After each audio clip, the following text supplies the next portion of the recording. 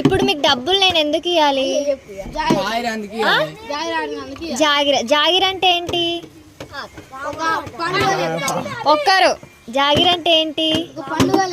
ఏం పండుగ? హోలీ ఎందుకు వచ్చింది? ఎందుకు వచ్చింది హోలీ? సరే హోలీ వచ్చింది.